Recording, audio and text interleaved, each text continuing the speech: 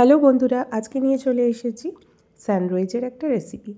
আর স্যান্ডউইচটা করার জন্য আলু আর মটরশুঁটি প্রথমে সেদ্ধ করে রেখেছিলাম। তার মধ্যে সামান্য নুন আর ভাজা মশলা গুঁড়ো এটা দিয়ে ভালো করে ম্যাশ করে নিতে হবে। এরপর পাউরুটিগুলোকে একটু টোস্ট করে রেখেছি। তার ওপরে পাউরুটির ওপরে একটু হালকা করে মেয়োনিজ আর তার সাথে টমেটো কেচাপ এটা জাস্ট ব্রাশ করে নিয়ে তার ওপরেই হচ্ছে এই মটরশুঁটি আর আলু যে সেদ্ধটা মেখে রেখেছি এইটা হচ্ছে দিয়ে দিতে হবে। এই রেসিপিটা জাস্ট করার একটাই উদ্দেশ্য, সেটা হলো ক্রিশকে দেখানো যে স্যান্ডউইচ কত সহজে হয়। ও পাশে দাঁড়িয়ে পুরো ভিডিওটা ওই বানিয়েছে, কিন্তু আমি তৈরি করেছি আর ও পুরোপুরি ভিডিওটা তৈরি করেছে। Thank you Krrish.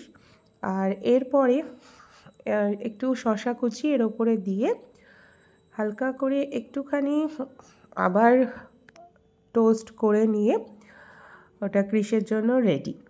আসলে বাড়িতে প্রত্যেকেই অসুস্থ, প্রত্যেকেরই জ্বর হয়েছে।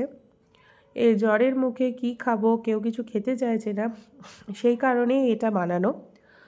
আর ক্রিশকে দিয়েছিলাম এইটুকুই। আর আমরা হচ্ছে ও বেশি ঝাল খেতে পারবে না বলে ওকে গোলমরিচের গুঁড়োটা দেওয়া হয়নি, আর ওটাও স্কিপড করে গেছি।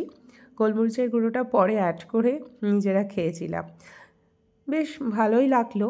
তবে এটাতে বাটার দিয়ে টোস্ট করে আরও ভালো লাগে, সেটা করিনি। মানে পুরোপুরি চেষ্টা করেছি যে জিনিসটাকে একদম হেলদি করতে। বাটার বা কোনো রকম অয়েল এখানে আমি ইউজ করিনি, তোমরা সবাই ইউজ করতেই পারো। আর আরও অনেক কিছু হয়তো দেয় স্যান্ডউইচে, আমি জাস্ট যেটুকু এতটাই শরীরটা খারাপ তাই যেটুকু সম্ভব সেটুকু দিয়েই আমি করলাম। খেয়ে তো ক্রিশ বেশ ভালো বলেছে, ওর খুব ভালো লেগেছে। আর তোমাদের কেমন লাগলো জানিও অবশ্যই কমেন্টস করে। তবে জ্বরের মুখে তো ভালোই লাগলো, প্রত্যেকেই বাড়িতে খেলো। থ্যাংক ইউ বন্ধুরা।